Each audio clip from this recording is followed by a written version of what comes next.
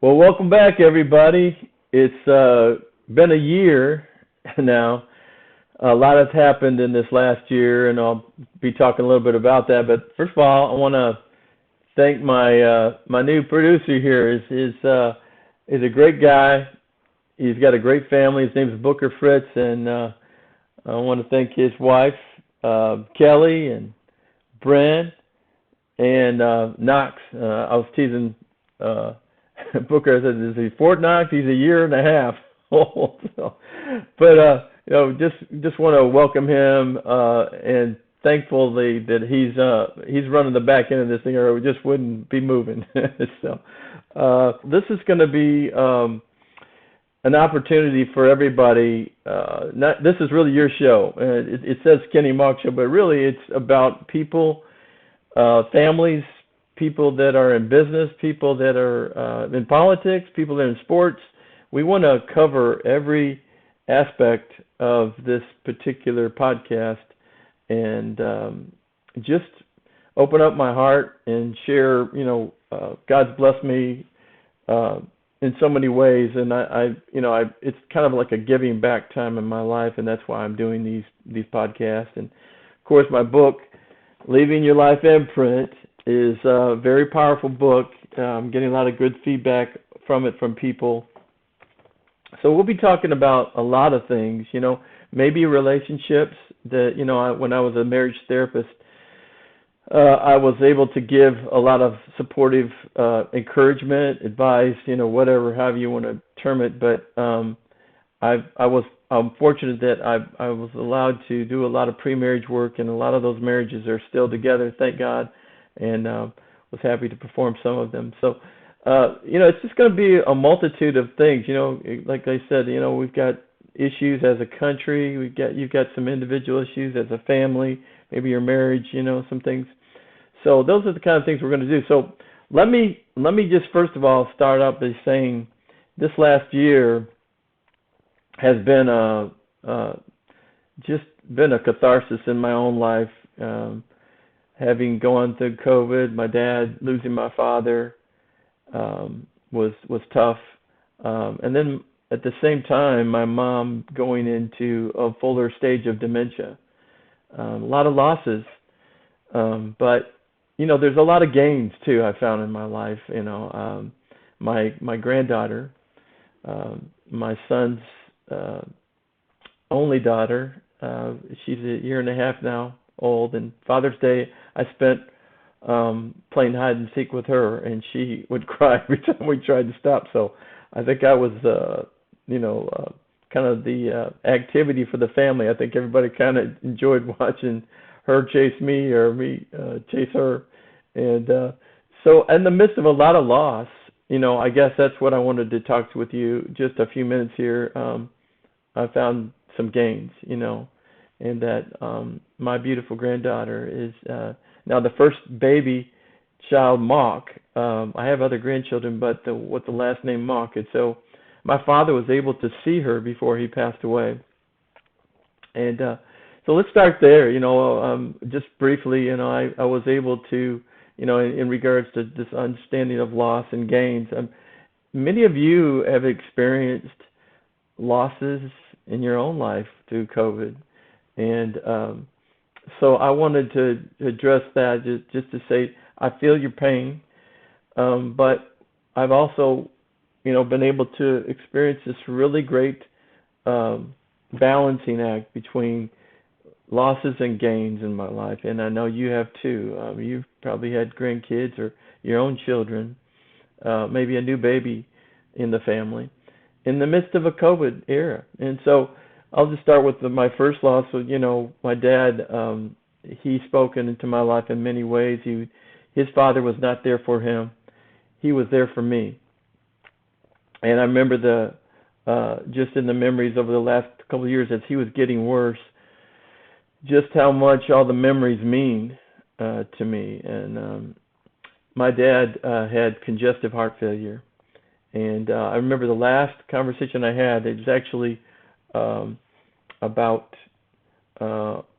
the end of June. I think it was June 26th, 27th, right in there. I had my last conversation with my father. It was very brief. He wasn't feeling well, and I just said, "Well, Dad, I'm going to call Candy, which is my sister, and have her check in on you." And obviously, I'm in Nashville, and he was up in Michigan. And I remember we always usually said, "I love you" to each other. And this particular night, and he said, "I'm really not feeling well, son. I appreciate your prayers." So I said, "I will, Dad." And I said, "I will immediately." And so then just said to him, "Dad, I want you to know that I love you, and I appreciate all that you mean to me. And I just want you to know that. I just feel led to share even more how much you mean to me." So the last three words that I said to him was, "I love you, Dad." And 4 hours later, my father passed away. And so it's tough, very tough. But I was able to see some interesting things from his loss. He put his last suit out on the little hanger there, and hung it on the door. And I think that was a symbol. My dad would never do that, but I think that was his way of saying, I'm putting on a new suit. It's a heavenly suit, and I'll leave this one here. And saying, and he pulled up his little scooter chair that he was riding through that place, and laid his head down. And outside was where all the birds were gathered around this tree. And I'm wondering if he thought, God's eyes on that sparrow, and I know He watches over me too. So that was a special gift that my dad left with me. I see not only the loss, but I see the gain of what he meant as a father and a good provider. And unlike his father, he was there for my life, and I'll always cherish that. And then, my mom at the same time, she went through, after my father passed away, she went through a stage 5 of the dementia, 6 stages of dementia. She's now in stage 5, but, she started slowly but surely moving into a higher level. So in many ways, I felt like I was losing both my parents at the same time. And, but, it's great to, hear my mom, she may have lost a memory, but I caught her. I'll have to show this hopefully one day, but I captured on video her singing. And although she could not really repeat, she would start getting confused when I'd ask her a question. She would start to so I quit asking her a lot of questions, but, she would start to say something and then she would get interrupted. But here's the gift of God, the gift of music, the gift of song, which has been a part of the Mauck family for years. And I captured her singing, and she never missed one chord. I mean, she was on tune, she was on pitch, and she sang every word of the songs that we started singing. She would sing it, and I would join with her in some harmony, and Sheltered in the Arms of God, or whatever it was. She knew every single lyric and every word that was in the song. And so I have that too also, looking at the gain and the loss. Those are gifts that I was able to look at, and it's been a blessing. I go from there, and I look at then my own personal experience. This all happened last year, in 2001, in October. I got COVID, and after losing my father, watching my mom go through dementia, I thought, oh goodness, I don't need this. But it was the 3 weeks from Hades. That's a nice word for saying hell, right? It was really rough. It was probably the roughest thing I've ever been through in my life. And one of those 3 or 4 weeks, I think it was like the second week, I went into the hospital because I was getting worse, and I was able to, get immediately on some oxygen, and they told me I had double pneumonia, and that the attending physician there at the hospital said that she was very concerned about me and that she wanted to put a respirator inside of me. And I graciously whispered, because I couldn't speak much. I said, no, I can't do that. And she said, no, I think you should. She said, my medical advice is that you need this device, and you need it to help you breathe, because your breathing is very low. And thought a lot about it, for the last, she said, I'll call you back. And she did in about 10 minutes, and I said, I said some prayers and just, what should I do? And I just said, no, I cannot do this, and I don't feel like I have enough. They'd already told me that my oxygen level was already strained. It was very small. But I thought, I'm going to trust the Lord here. My faith is being tried. I'm gonna trust that God, gives me wisdom. And so I know other people may have thought other ways, and they found that the respirator was fine. But for me, I knew that had I done that, I think I would have not been talking with all of you today. And so I chose not to. And they turned up the oxygen, gave me a lot of inducing, oxygen-inducing steroids. I was on a heavy dose of steroids, and they turned up the oxygen as high as they could. And after about the third night, they turned me on my stomach, which I couldn't hardly sleep. But that's to help on the pneumonia, I guess, to help break it up. But I was really, really sick that third day in the hospital, and I remember the songs, going back to the gains and the losses. And I thought, I'm very sick. I knew that, I could very easily go. This particular night, I was very, very ill. And I just remember just putting my hands up, and, breathing and mentoring to myself, ministering to myself with song. The Bible says, that. And I just started singing songs. I Surrender All, things like He Touched Me.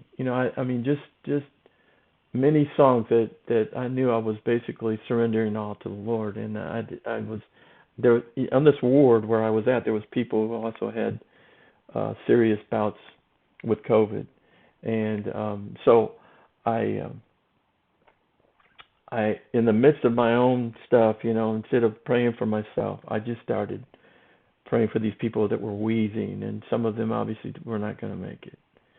And instead of thinking to myself, I just thought, Lord, I'm just gonna, you take me, I'm ready, But I just started lifting my hands and started, singing these songs. And it's interesting. I think they thought I was dying too, because they rushed some nurses and everybody in, and they said, "Are you okay?" I said, whispering, I'm just worshiping the Lord, and that turned into a couple hour episode of me just lifting my heart in worship to the Lord about and these people that were down the hall. And I realized when I woke up the next morning, for the first time, I was actually breathing a little better, and these lungs started to expand a little bit where I could breathe. And so that night was a very pivotal night of knowing that I could lose my very life, and yet God came through, and He spared my life. And a succession of things, that same doctor, she said, after about 3 or 4 days, she said, I don't know, because we're going to keep you on this for a while. She finally came in and she said, well, your oxygen level has actually risen. And she said, I don't know how this happened. I said, I know how it happened. She said, but we feel within, a few more days, we can, if you're still on the same trajectory, we'll let you go home. And I know that some people who are listening to this, maybe you lost a loved one, and I'm sorry. And I pray for you, and I just want you to know I've been in that life and death situation, and the worst part is not being able to have family around you, and that was the toughest part. But if you did text your loved one, or you did when they were in the hospital or whatever, I sure appreciate it, and I know your loved one, whether they were able to miraculously survive through that or weren't. That's such a comforting thought. I never thought that this iPhone could be a strength, and all the negatives it brings, but it brought some positive things, and me holding on, and people saying, "Hey, I'm just praying for you." So I guess what I'm trying to say is, in this idea of gains and losses, is realize that God is in the midst of both. He tells us, if you'll believe on me, then He will save us. But that's the great part about being a Christian. Whether you live or you die, you win. And I say this as an encouragement to all of you that my family prayed for me, my friends prayed for me, and I know that made the difference.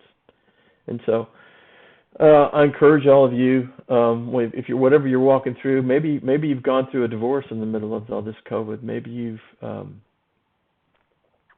lost, in a relationship. Maybe you've lost a special pet. Maybe you've lost, a job. Maybe your career, your occupation, and but there's a silver lining behind all those things. And one of the things is God gives us second chances in relationships. He gives us second chances in a career path. And so we'll be talking about these things, in a very positive way, that, God brings, sometimes He allows us adversity, not sometimes, often He'll use adversity to make us like those eagles, flying and flying. When the storms come, instead of, cowering down like most animals to hide somewhere, the eagles, it's amazing what happens with them. They spread those huge wings, and they, instead of flying beneath the storm, they fly above the storm. They try and get up above that really awful storm, and they find a way, and they're teaching their younger ones about the importance of what to do with loss, in the middle of a storm. And maybe they were lost, but they realized they had to get up above that storm and find that real high perch where they had left their probably little eaglets. And those eaglets are learning something from them. And it's the same thing with this pandemic. Some of you have got kids, you got, for my case, grandkids, as well as kids that, were kept out of school. And how we responded to that. That is a learning gift. That's a very precious gift. All that you did and poured into your kids, they saw that example of how you responded, positively or negatively, fortunately or unfortunately. And so I look at that as an opportunity to say, what are the gains in our losses in that pandemic and not having our kids in school and everything? You could spend more time with your kids, or maybe you taught them yourself. So I say all that to say, I'm really excited for what the next on these Thursdays. We're going to plan on rolling these out on Thursdays, and Booker and I are looking forward to taking in your emails. We're going to give you an email that you can specifically, connect with us, and then we're going to do some live shows and some interviews. We're going to have some great guests. We're planning on having some phenomenal guests, actually. Some New York Times best-selling authors, some people that are in government, people that are in music, just a lot of things we plan on doing, and I'm excited about it, and I hope that you'll engage with us and ask questions and maybe comment on some of these things, respectfully, obviously. We live in a world where, unfortunately, there's a lot of disrespect in the audience of in sharing, but we won't be doing that. But we do want to hear your thoughts and feelings about the topics we cover. And like I said, it'll be a wide variety: sports, politics, relationships, kids, some newsworthy things that we can actually maybe engage and make a difference in, as well as a group. and I sense that we do need some uniting, and this was a uniting point, this particular podcast, the Kenny Mauck podcast show. So without further ado, let me just say this: we are still, we're giving our product, people that want to give to our veterans that we serve. We serve veterans and seniors and people that have been in accidents, and my son and I are building out these homes 24/7. We care for these wonderful, beautiful people that have been often in the hospital, are in the nursing homes, I should say, more importantly, and they're alone. And so we put 4 individuals on one side and we put 4 on the other, and they become a family. And so obviously it takes a lot of money. It takes a couple $100,000 to just renovate these homes to take care of our loved ones. So there we go. There's that. I've also got this cup up here. We're giving some of these out as well. It's a great cup for if you want to go camping or something. You can strap it to your right there and use it as a multi-reason for a cup for water or cooking or whatever. So anyways, I just wanted to close by saying it's great to be back. I am very excited about what this podcast can and will do, and that we've invited God. In fact, before we got on here, we just decided, to go ahead and pray for this podcast. And Booker is going to be a great addition, and asking me questions maybe about the book, or we'll somehow get him a little more involved at some point. But it's these podcasts I think will be helpful, and we're looking forward to sharing with you.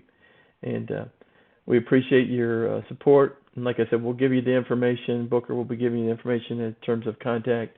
And you can go to our websites, by the way, at kennymauck.org or kennymauck.net, and you can purchase, not purchase, but you can send a donation in the book and send us where to send the book and or the cup, and we'll start sending those out to you, and so you can be a part of leaving your life imprint. And that's what this is all about, building legacy for you and my family, building legacy for them, so that we're putting God first and putting our story, finding our story, and being able to share it. It's part of the legacy, and we'll be talking a lot more about that this next podcast. I'm looking forward to it. God bless you all. Have a great week, and we love you.